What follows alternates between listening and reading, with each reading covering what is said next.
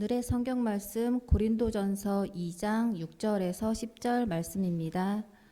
그러나 우리가 온전한 자들 중에서는 지혜를 말하노니 이는 이 세상의 지혜가 아니요 또 이 세상에서 없어질 통치자들의 지혜도 아니요 오직 은밀한 가운데 있는 하나님의 지혜를 말하는 것으로서 곧 감추어졌던 것인데 하나님이 우리의 영광을 위하여 만세 전에 미리 정하신 것이라. 이 지혜는 이 세대의 통치자들이 한 사람도 알지 못하였나니 만일 알았더라면 영광의 주를 십자가에 못 박지 아니하였으리라. 기록된 바 하나님이 자기를 사랑하는 자들을 위하여 예비하신 모든 것은 눈으로도 보지 못하고 귀로 듣지 못하고 사람의 마음으로 생각하지도 못하였다 함과 같으니라. 오직 하나님이 성령으로 이것을 우리에게 보이셨으니 성령은 모든 것 곧 하나님의 깊은 것까지도 통달하시느니라. 네, 오늘 하나님의 지혜라는 제목으로 하나님의 말씀 증거하겠습니다. 오늘 성경 말씀은 하나님의 지혜를 세상은 알지 못하고 다만 성령으로 믿는 자들에게 알려주셨다고 오늘 말씀하고 있습니다. 그렇게 말하는 이유는 당시 고린도 교회가 하나님의 지혜를 따르지 않고 세상 지혜를 따르고 있다는 것을 넌지시 책망하기 위함이죠. 그래서 오늘 말씀 몇 가지 교훈을 통해서 은혜를 나누려고 합니다. 오늘 성경이 우리에게 주는 첫 번째 교훈은 하나님의 지혜는 세상이 만들 수 없다는 것입니다. 하나님의 지혜는 세상이 만들 수 없다는 것입니다. 6절과 8절에서 교훈하고 있거든요. 같이 읽어보겠습니다. 시작. 그러나 우리가 온전한 자들 중에서는 지혜를 말하노니 이는 이 세상의 지혜가 아니요 또 이 세상에서 없어질 통치자들의 지혜도 아니요 이 지혜는 이 세대의 통치자들이 한 사람도 알지 못하였나니 만일 알았더라면 영광의 주를 십자가에 못 박지 아니하였으리라. 아멘. 자, 6절 보시면 우리가 온전한 자들 중에서는 지혜를 말하노니 이렇게 시작합니다. 여기 온전한 자들은 장성한 자들, 성숙한 자들 이런 뜻입니다. 많은 학자들과 신자들이 이 부분에서 오해를 했습니다. 사실 성경 읽다 보면요, 고린도전서 읽다 보면 어려워요. 요 오늘 본문이 또 이 6절에서 이 2장 끝까지 내용이 좀 어려울 수 있습니다. 왜냐하면 오해하기 때문에. 이런 식으로 많이 읽혀요. 이제부터 사도 바울은 고린도 교회 교인들 중에서 신앙이 성숙한 자들과 지혜를 논하겠다고 하는구나. 신앙이 성숙하지 않은 자들과는 지혜에 대해서 논하지 않겠다는 뜻이구나. 이렇게 오해를 했어요. 그런 의도가 아닙니다. 여기서 온전한 자들 그 말 뜻이 장성한 자들, 성숙한 자들이란 뜻이지만 이후 내용들을 보면 누구랑 비교 대조하고 있냐면 믿지 않는 세상 사람들과 대조하여 사용하고 있습니다. 당장 6절에서는 세상의 지혜와 대조하고 있고요. 나중에 14절, 15절 가면은 육에 속한 사람, 신령한 사람 이렇게 나와요. 육에 속한 사람은 성령님이 없는 사람들이고 신령한 사람은 누가 있어요? 성령님이 있는 사람을 신령한 사람 이렇게 얘기합니다. 즉 육에 속한 사람은 성령님이 없는 믿지 않는 거듭나지 않은 사람들이란 뜻이고 신령한 사람은 구원받은 신자를 얘기합니다. 그렇다면 6절에서 온전한 자들은 누구를 얘기하는 것입니까? 믿는 사람들 다 통틀어서 얘기하는 거예요. 믿지 않는 세상 사람들과 대조하여 비교하면 육에 속한 사람들과 비교하면 신자들은 어떤 사람들이라는 뜻입니까? 온전한 자들, 성숙한 자들, 장성한 자들, 믿음과 생각과 인격이 장성하고 성숙한 사람들이란 뜻입니다. 최근에 언론, 방송, 뉴스, 영화를 보면 의외로 많은 세상 사람들이 점괘를 믿고요. 미신, 사주팔자 여전히 우리나라에서 많이 믿고 있습니다. 영화 최근에 한국에서 히트하고 있는 영화가 있다고 그러더라고요. 제목이 파묘예요. 묘를 판다. 그러니까 사람들이 어떤 생각해요? 조상이 묘자리를 잘 써야 후손들이 복을 받는다. 이렇게 생각해요. 후손들이 조상이 묘자리를 잘 써야 되는데 그 장소 또 뭐죠? 좋은 자리 아니면 후손이 그 복을 못 받고 그래서 복을 더 받으려고 조상의 묘자리를 파서 다른 쪽으로 이장하고 뭐 그렇게 하는 거예요. 왜 그래요? 정말 풍수지리 이런 걸 믿고 있고 복과 행동이 조상의 묘자리 위치, 또 집안 위치, 심지어 집안 가구들 위치까지들까지 다 상관관계가 있다고 믿고 있어요. 어떤 사람은 그 집안에 그 액자 있잖아요, 사진. 그것도 위치가 딱 있어야 돼요. 뭐 침대 머리맡에 있으면 안 된대요. 왜냐하면 이게 뭐 뭘 막는다나 뭐 이래서 뭐 다른 데로 옮기고 뭐 그런 걸 믿고 있는 거예요. 믿는 사람들은 그런 현상들을 보면서 어떻게 생각해요? 헛되고 거짓된 걸 믿고 있으니까 사람들이 유치하기 짝이 없는 거죠. 그런 사람들과 비교하면 믿는 사람들은 어떤 사람들이라는 거예요? 온전한 자들, 성숙한 자들, 장성한 자들이란 뜻입니다. 그리고 6절에서 말하는 지혜는 새로운 게 아니에요. 이미 고린도전서 1장 23절 24절에서 말씀하신 바와 같이 이 지혜는 십자가에 못 박히신 그리스도입니다. 그리스도는 하나님의 능력이요 하나님의 지혜니라고 말씀했습니다. 십자가에 못 박히신 그리스도께서 메시아이시고 우리의 구주이시고 하나님의 아들이라는 복음이 하나님의 지혜인 줄 믿습니다.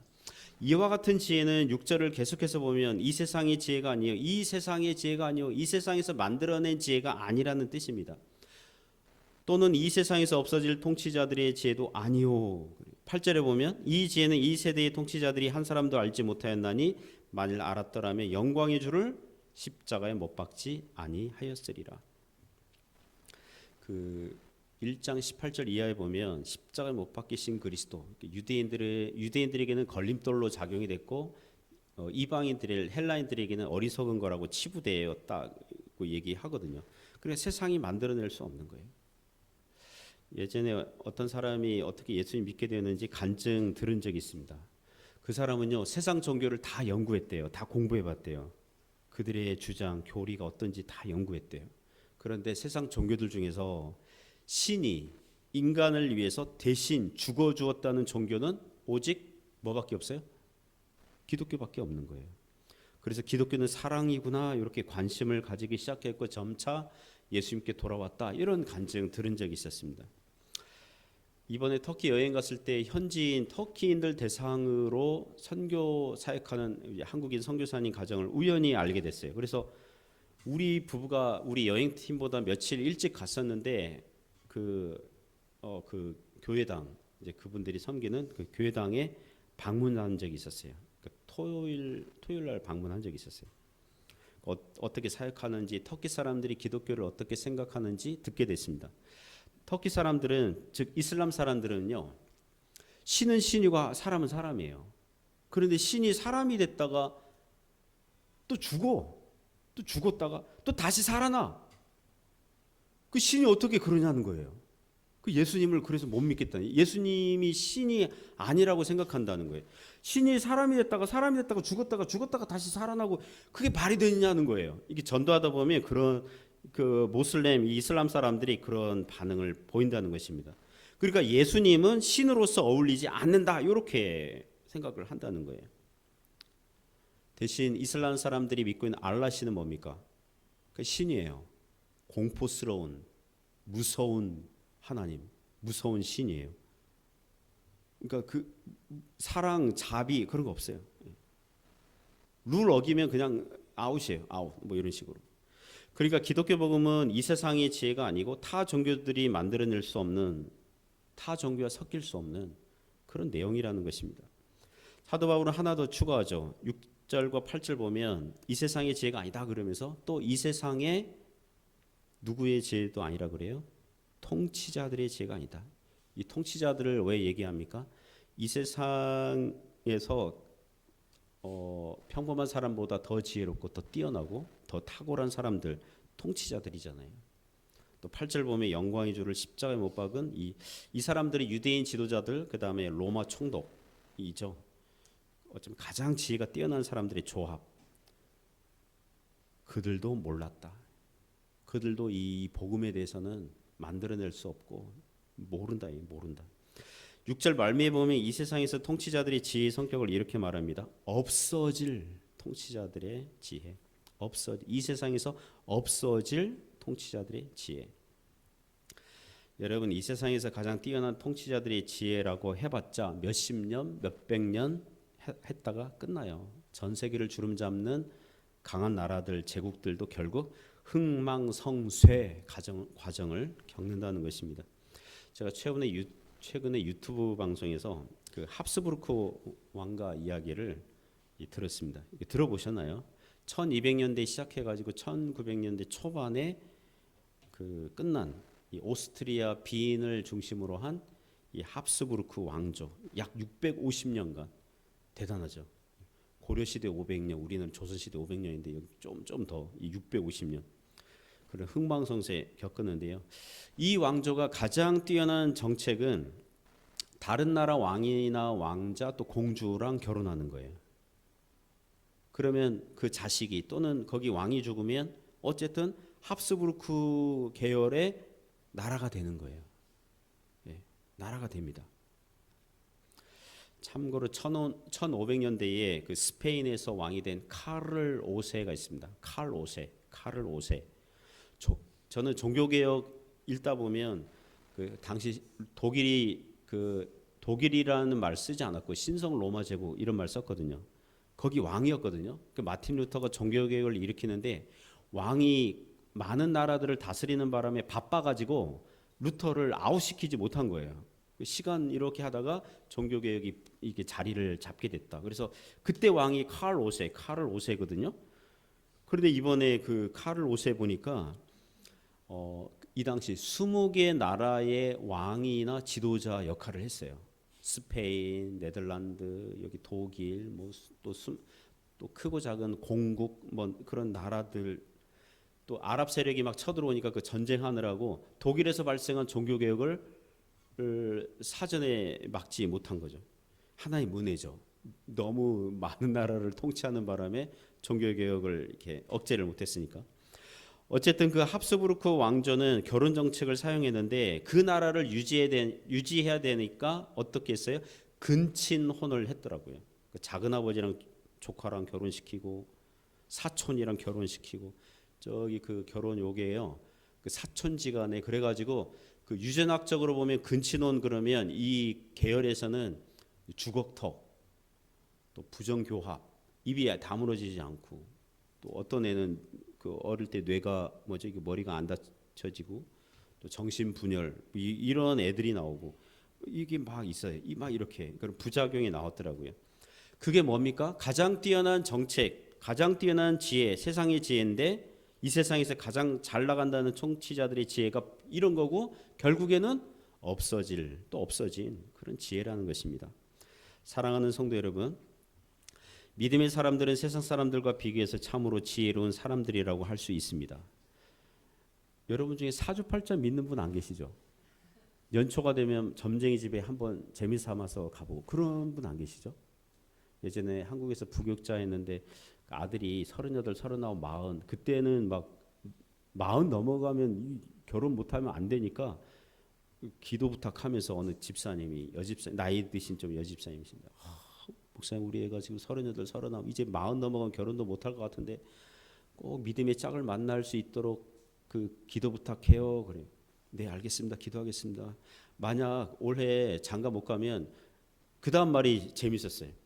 점집이라도 한번 가보려고요. 이렇게 얘기하는 거예요. 집사님이 그래서 막 뜨악했던 적이 있었습니다. 신자들은 사주팔자가 꼬여서 올해 운세가 나빠질 걸 염려할 필요 없죠. 집안 위치나 조상이 몇 자리 잘못 써서 사업이 안 될 걸 두려워할 필요가 없어요. 오직 하나님의 주권과 섭리를 믿고 살면 되는 줄 믿습니다.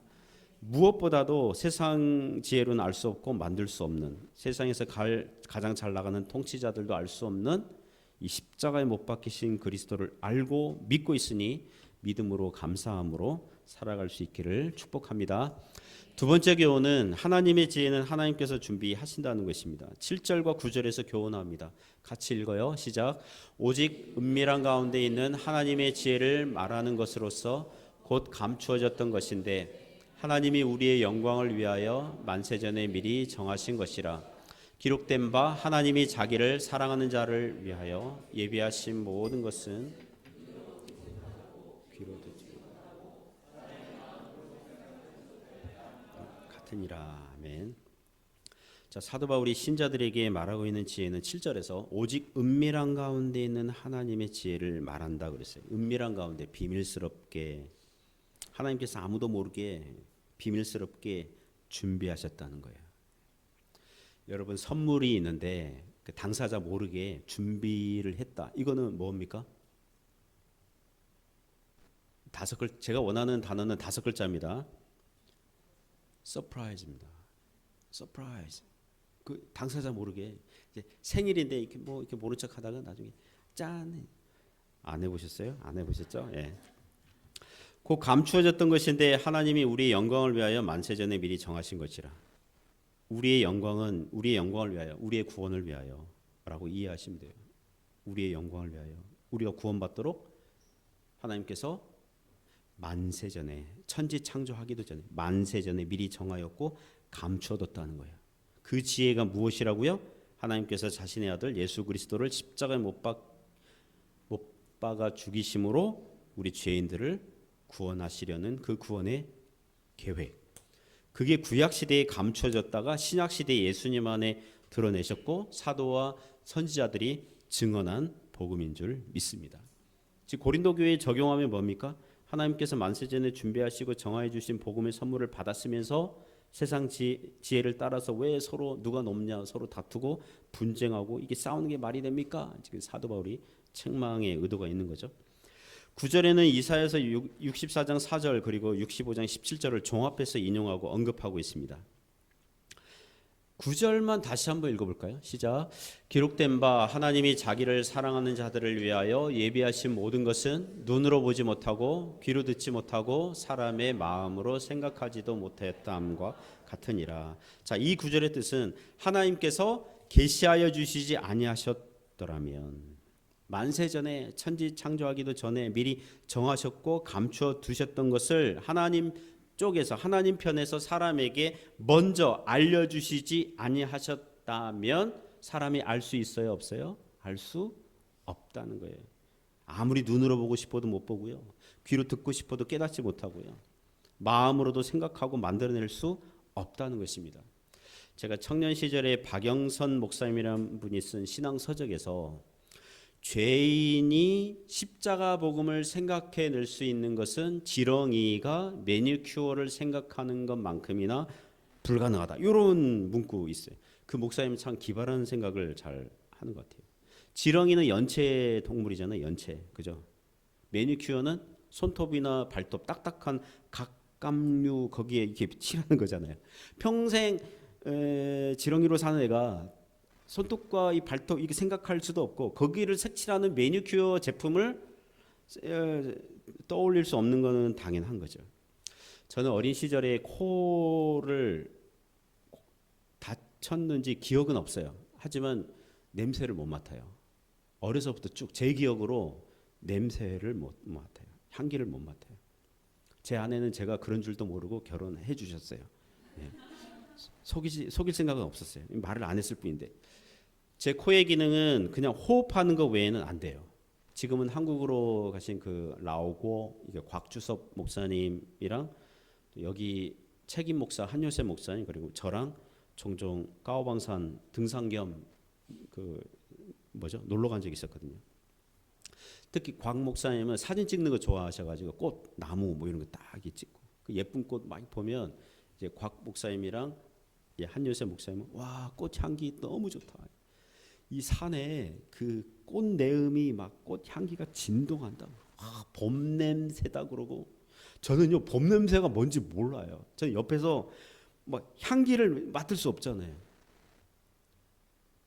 그래서 제가 그때 이 냄새를 못 맡는다는 게 이 인생에서 얼마나 많은 거를 손해 보고 많은 걸 잃고 살고 있나 이렇게 깨달은 적이 있었습니다. 그분들은 냄새 맡고 좋아하고 즐거워하는데 저는 향기 없는 물건들이에요. 예쁜 꽃이에요. 하지만 향기는 몰라요. 제가 지금 이 얘기하고 있는데 서로 교류가 없는 것 같아요, 지금. 자, 이해를 못 하시는 것 같아요. 식당에 가면 된장찌개 냄새, 뭐 구수한 밥 냄새. 저는 구수하다는 게 뭔지 몰라요. 밥 냄새 몰라요. 어제도 교사 세미나 가서 그 하는데 무슨 시궁창 냄새 뭐 저도 몰라요. 시궁창 옆에서도 잘 먹을 수 있어요. 왜냐하면 냄새가 안 나니까. 여기 그 뭐 샹차이, 두리안 또 뭡니까 그 두부 뭐죠 그거? 취두부 그거 있잖아요. 저는 먹거든요. 그 냄새 안 나네요. 저는 몰라요. 두리안 맛 좋아요. 냄새가 무슨 썩고 그런 거 몰라요. 말씀드리다 보니까 장점도 있네요. 어쨌든 신혼초에 냉장고에 그 아내가 반찬이 오래되고 상한 채로 잊어버리고 이렇게 지나잖아요. 저도 모르잖아요. 썩었는지 안 썩었는지. 그래서 그냥 괜찮은 줄 알고 그냥 먹고 탈난 적이 몇 번 있었어요. 그 우리 집 그 냉장고 룰은요. 유통기한 지난 거 놔두면 안 돼요. 냄새로 이게 확인이 불가능하니까. 그와 마찬가지로 죄인이 거듭나지 않는다면 하나님께서 그 영혼을 살려주시지 않는다면 하나님 편에서 인간에게 먼저 계시하여 주시지 아니하신다면 인간은 하나님의 의가 무엇인지 하나님의 거룩이 무엇인지 알 수 없고 가늠할 수 없는 거예요. 인간은 자연적인 힘과 능력으로는 하나님의 복음의 향기를 조금도 맡을 수가 없고 만질 수도 없고 냄새에 맡지 못하는 저는 이 죄인이라는 관점에서 그런 거죠. 불가능해요. 유튜브 방송에서 그 미국 그 생명 안경이라고 있더라고요. 생명 교정 안경. 그러니까 우리는 총천연색 이렇게 눈으로 되잖아요. 근데 생명, 색약 이런 사람들은 마치 예전에 흑백 텔레비전이랑 칼라 텔레비전 이렇게 구분해서 보시면 될 것 같아요. 흑백으로 온 세상이 흑백으로 보이는 거예요. 왜냐하면 생명, 색약이니까. 근데 우리 정상적인 눈은 칼라 다 색깔 인지하면서 보잖아요. 그런데 생명 교정 안경을 딱 씌워주면 칼라로 총천연색으로 이제 보이는 거죠. 그래서 어느 가정에 뭐 딸이 다 장성한 딸이 이제 아빠에게 아빠 그러니까 서프라이즈도 그거 서프라이즈죠. 선글라스 새로 사왔는데 한번 써보세요. 그 선글라스인 줄 알고 이렇게 딱 했는데 온 세상이 이제 총천연색 칼라로 보이는 거지 이제 제대로. 그동안 자기 딸 눈동자 색깔이 어떤지를 잘 몰랐는데 그제야 알게 됐다고 하면서 막 감격에 눈물 흘리고 막 그런 그 영상을 본 적이 있었거든요. 자, 신자들은 어떤 사람들입니까? 죄 가운데 살았어요. 주님의 의로운 향기를 맡을 수 없었어요. 주님의 은혜를 볼 수 없었어요. 복음을 들어도 그게 무슨 뜻인지 잘 못 알아들었어요. 자기 마음에서 그 생각해낼 수 없었어요. 그러나 하나님께서 눈을 열어주셨어요. 주님의 향기를 맡을 수 있도록 해주셨어요. 귀를 열어주셨어요. 마음을 거듭나게 하셔서 복음을 알아듣고 받아들이도록 하셨어요. 그래서 구원을 얻게 되는 줄 믿습니다. 그래서 알게 되는 거예요. 하나님을 알게 되는 거예요. 아까도 그 다니엘부서 2명 부활절 세례 대상자 1명, 입교 대상자 1명 이렇게 맞더라고요. 너희들은 몇 년생이니? 그러니까 몇 년생이죠? 10년생 맞죠? 10년생이래요. 10년생 맞죠? 예. 옛날 나이로 하면 15살, 지금 만으로 하면 14살 청소년들 둘이잖아요. 제가 이런 질문하는데 신앙이 있어요. 청소년들인데 15살짜리, 14살짜리들이 마음에 신앙이 있는 거예요. 그러니까 이 선명하고 충분하게 신앙 고백을 하는 건 아니지만 자기가 믿고 있는 바 저는요 이제 뭐라 할까요? 이 그 기독교 이 전문 업종 종사자잖아요. 그러니까 말 한마디 들어보면 알거든요. 제가 이렇게 질문하고 이렇게 답변 들어보면은 알잖아요. 그래서 너무 감사하더라고요. 하나님께서 어려서부터 주일학교 다닐 때 그렇게 신앙을 주셨구나. 은혜를 주셨구나. 복음을 보는 거예요. 복음의 향기를 맡는 거예요. 복음이 들려오는 거예요. 그걸 알게 되는 거예요. 성경이 하나님의 말씀이라는 것을 믿고 있어요. 사람이 하나님께 범죄해서 지옥 갈 인생이라는 것을 인정하고 있어요. 그리고 신앙이 있는 거죠. 그래서 사도 요한이 요한일서 1장 1절 2절에서 예수님의 공생애 동안 제자로 따라다녔잖아요. 이렇게 고백하는 장면이 있거든요. 같이 읽어볼까요? 시작. 태초부터 있는 생명의 말씀에 관하여서는 우리가 들은 바요 눈으로 본 바요 자세히 보고 우리의 손으로 만진 바라 이 생명이 나타내신 바 된지라. 이 영원한 생명을 우리가 보았고 증언하여 너희에게 전하노니 이는 아버지와 함께 계시다가 우리에게 나타내신 바 된 이신이라. 아멘. 태초부터 있는 생명의 말씀에 관하여서는 예수님을 얘기하는 거죠. 우리가 들은 바요. 주님으로부터 들었잖아요. 눈으로 본 바요. 주님 봤잖아요. 자세히 보고 우리 손으로 어땠어요? 만진 바라. 우리는 이런 질문을 할 수 있죠. 요한 선생님, 우리는 그러지 못했잖아요. 우리가 예수님을 직접 눈으로 본 적도 없고 손으로 만진 적도 없잖아요. 그러면 이렇게 얘기할 거예요. 요한일서 3장 1절 2절에 이렇게 얘기할 거예요. 같이 읽어요. 시작. 보라, 아버지께서 어떠한 사랑을 우리에게 베푸사 하나님의 자녀라 일컬음을 받게 하셨는가. 우리가 그러하도다. 그러므로 세상이 우리를 알지 못함은 그를 알지 못함이라. 사랑하는 자들아, 우리가 지금은 하나님의 자녀라. 장래에 어떻게 될지는 아직 나타나지 아니하였으나 그가 나타나시면 우리가 그와 같이 될 줄 아는 것. 그의 참모습 그대로 볼 것이기 때문이니. 할렐루야. 우리는 주님처럼 바뀔 거예요. 그리고 보게 될 거예요. 주님 다시 오실 때 보게 될 겁니다. 그리고 지금은요, 육신의 눈으로 볼 수는 없어요. 하지만 믿음의 눈으로 봐요. 팔복에 보면 마음이 청결한 자는 복이 있나니 그들이 하나님을 볼 것이요 그랬잖아요. 히브리서 12장 2절 보시면 믿음의 주여 또 온전하게 하시는 이인 예수를 바라보자. 바라볼 수 있으니까 믿음의 눈으로. 찬송가 85장 1절 가사가 이렇습니다. 구주를 생각만 해도 내 마음이 좋거든. 그죠? 맞나요 가사가? 이렇게 좋거든. 주 얼굴 배울 때야 얼마나 좋으랴. 주님 얼굴 배울 때 얼마나 좋겠습니까? 이 땅에서도 이렇게 좋은데. 사랑하는 성도 여러분, 여러분이 지금 예수님을 믿고 있다면 여러분은 만세 전에 하나님께서 미리 정하신 하나님의 때가 되어 자기 아들을 주셔서 십자가에 못 박히셔서 죄인들을 구원하신 그 크신 사랑을 받은 자들입니다. 하나님 편에서 먼저 사랑하여 주시고 계시하여 주시고 은혜를 주신 덕분에 저와 여러분은 주님을 보고 듣고 마음으로 믿는 은혜를 누리는 줄 믿습니다.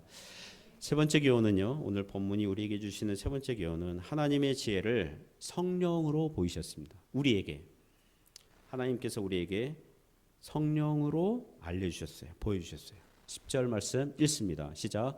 오직 하나님이 성령으로 이것을 우리에게 보이셨으니 성령은 모든 것 곧 하나님의 깊은 것까지도 통달하시느니라. 아멘. 이 세 번째 교훈은 두 번째 교훈을 좀 보조한다고 하겠습니다. 하나님께서 준비하신 하나님의 지혜, 즉 십자가에 못 박히신 그리스도 복음을 어떻게 누구를 통해 알려주셨습니까? 답은 누구를 통해서? 성령을 통해서. 하나님께서 하나님의 지혜를 성령으로 보이셨어요. 성령을 통해서 알려주셨어요. 여기서 사도 바울 선생님이 성령님을 등장시키는 이유가 뭡니까? 하나님의 지혜를 받게 되는 것은 사람 편에서의 노력과 총명함이 만들어낸 결과가 아니라는 거예요. 하나님이 자기를 사랑하는 자들을 위하여 예비하신 십자가 복음은 오직 성령 하나님의 역사하심으로 죄인인 사람이 알게 되고 깨닫게 되고 믿음으로 받아들이게 되는 줄 믿습니다. 이 구절에서 짧게 성령 하나님을 설명하죠. 여기서 통달한다. 성령님은 모든 것 곧 하나님의 깊은 것까지도 통달하신다. 이 통달한다. 이게 헬라어로 그 에라우나오라는 단어 쓰는데요. 신약성경에서 딱 6번 사용됐습니다. 그게 무슨 뜻이냐면 우리나라 그 신약성경에서 연구하다, 찾아보다, 살피다, 상고하다 이런 뜻으로 번역된 단어예요. 통달 이걸 네이버 이 국어사전 이렇게 찾아보니까 통할통, 통달할 달, 통달하다 이게 무슨 뜻이냐면 사물의 이치나 지식, 기술 따위를 훤히 알거나 아주 능란하게 함. 그러니까 성령님은 하나님의 깊은 것까지도 하나님의 속성, 하나님의 존재 방식, 하나님의 주권과 섭리, 구원하시는 방식, 하나님의 역사하심을 속속들이 다 아신다는 것입니다. 샅샅이 조사하시고 상고하심으로 아신다는 거예요. 그러므로 성령님은 이 조사 활동, 통달하시는 활동, 그러니까 인격적이신 분이시죠. 그리고 다 아신다 그랬으니까 전지하신 하나님, 이런 걸 알 수 있는 거죠. 이제 사도 바울이 이 편지 이 지점에서 성령님을 등판시키는 이유 무엇입니까? 그러고 보니 1장 2장에 보니까 삼위 하나님께서 다 등장하시죠. 십자가에 못 박히신 그리스도, 또 하나님 아버지, 그리고 여기서 성령 하나님. 그러니까 믿는 신자들은 어떤 사람들이란 뜻이에요?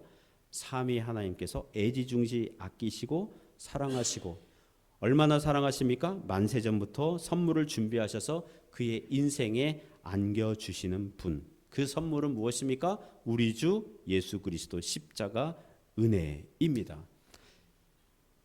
십자가의 예수님으로 인해서 구원을 받도록 하셨다는 것입니다.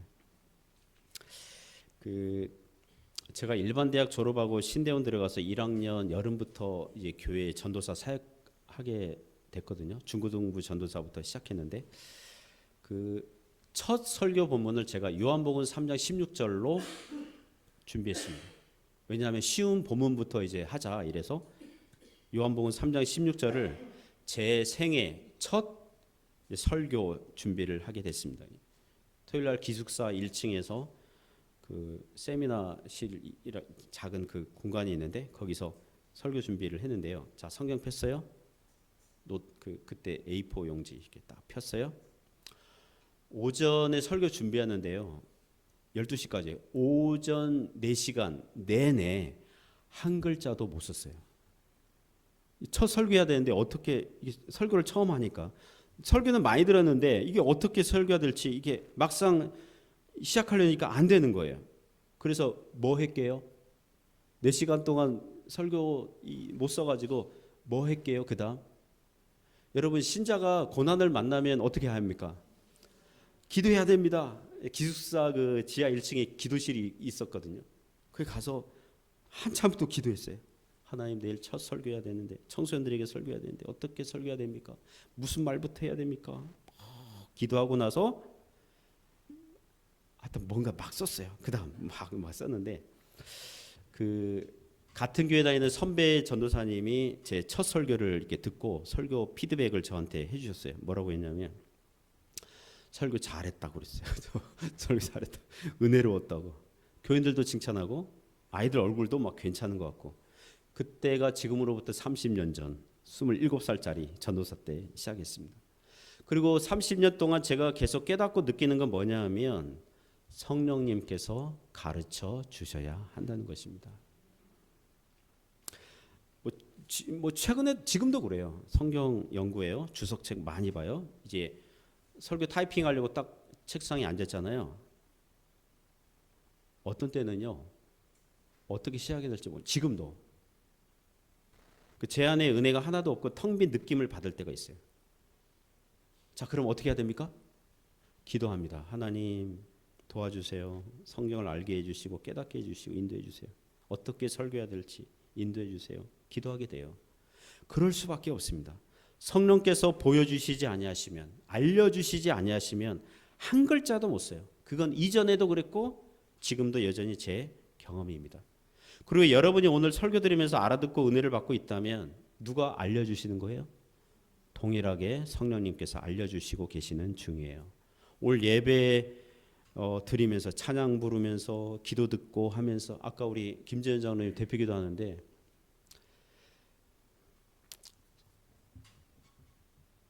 혼자 그래. 제가 혼자 세상과 나는 간 것 없고 구속한 주만 보이다. 그냥 장로님은 그냥 기도문 썼겠죠. 그냥 은혜에 대해서 썼겠지만 그게 비수처럼 비수? 하여튼간 은혜롭게 그냥 제 마음을 때리더라고요. 그 뭐예요? 성령께서 깨닫게 하시는 거예요. 세상과 나는 간 것 없고 우리에게는 구속한 주님만 있어요. 구속한 주님만 보는 거예요. 무엇입니까? 하나님이 성령으로 이것을 우리에게 알려주시고 보여주시고 깨닫게 하시는 거예요. 나는 계속 예수님을 계속 믿고 싶어요. 이런 의지, 믿고 싶은 욕구 누가 주시는 거예요? 성령님께서요.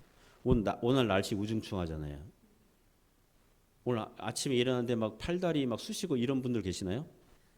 날씨가 우중충해서 그래도 교회는 가야겠어. 이런 생각, 이런 기특한 생각을 하셨다면 누가 그런 생각을 주신 거예요? 성령님이요. 성령님께서 역사하시는 거예요.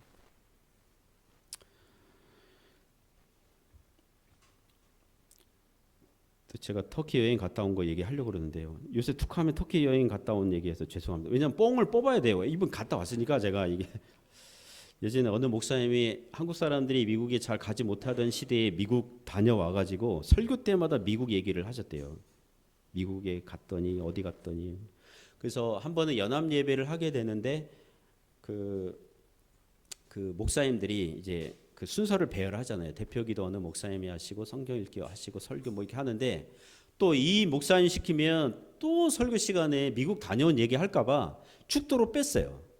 네, 축도로 뺐어요. 나중에 다 끝났어. 이제 축도 남았어요. 그 축도를 어떻게 하는지 아십니까? 나를 미국에 다녀오게 하신 예수 그리스도의 은혜와 뭐 이렇게 축도에서도 미국 얘기를 하셔야 되는 거예요. 만약 여러분이 목사님 설교 시간 너무 그만 터키 여행 하세요 그러면 축도 시간에 하게 되니까 여러분 양해해 주시기 바랍니다. 어쨌든 요번에 그 터키 여행 갔을 때 한 번은 갑바도기아 여기 이거는 그냥 갑바도기아에 갔는데요. 그 지하 동굴 도시 그 약도예요. 저기 그런 건데요. 지하 100m까지 파서 그러니까 로마 시대에 신앙의 핍박을 박해를 피해서 신자들이 저걸 파가지고 로마 카타콤과 같은 이제 그렇게 살았던 그런 장소입니다. 우리는 한 30m까지 내려갔어요. 내려갔는데 내려갈 때요 참 힘들었습니다. 예, 통로가 고개 숙이고 허리 숙이고 겸손하게 내려가고 무릎이 안 좋은 사람들 참 힘들었고 자 힘들게 내려가면서 불평이 막 목까지 오를 즈음에 이건 저희가 찍은 사진입니다. 저희 그 팀 여행 팀인데요. 이게 십자가 형태로 이렇게 된 그래서 예배 장소로 추정되는 곳이에요. 저기서 우리가 다 목사 선교사들이잖아요. 찬양하고 기도하면서 다 눈물 흘리지 않는 사람이 없어요. 우리 신앙의 선배들이 이런 곳에서 신앙생활 했구나 그러면서 막 그랬어요. 햇빛도 잘 못 받고 또 어떤 통로들은 잘 설 수도 없고 허리 숙이고 들어가야 되고 또 오늘날 의학 상식이 얼마나 풍부합니까? 또 우리 목사 선교사님들이 옛날에 이게 햇빛 잘 많이 못 받으면 비타민 D 부족으로 뭐 구루병 내지는 뭐 그런 거 왔을 텐데 하면서 또 무릎 여기 안 좋은 사람들은 이거 힘들었을 텐데 하면서 뭐 그런 거예요. 그런데 뭐예요? 바위를 파서라도 그곳에 들어가서 살 수 있었던 이유가 무엇입니까? 세상이 줄 수 없는 혜택들보다 세상이 약속한 것들보다 하나님께서 주시는 은혜가 크기 때문에 가서 하는 거 아니겠어요? 사랑하는 성도 여러분, 우리도 마찬가지입니다. 이 세상에서 주님의 자녀로 살고 있습니다. 왜 말씀 따라 살아보겠다고 오늘도 교회당에 와서 예배드리고 성경을 배우고 있습니까? 하나님께서 성령을 통하여서 주신 은혜가 더욱 좋기 때문에, 더욱 크기 때문에 이 한 주간도 십자가에 못 박히신 그리스도 하나님의 지혜를 가지고 살아갈 수 있기를 주님의 이름으로 축복합니다. 기도하겠습니다. 하나님 아버지, 주님의 십자가 붙들고 살아가는 저희가 되게 하여 주옵소서. 그것이 하나님의 지혜고 만세전부터 우리를 위해서 준비하셨고 또 우리에게 성령을 통해서 은혜의 선물들을 주셨으니 이 복음을 붙잡고 살아가는 저희가 되게 하여 주옵소서. 예수님 이름으로 기도드립니다. 아멘.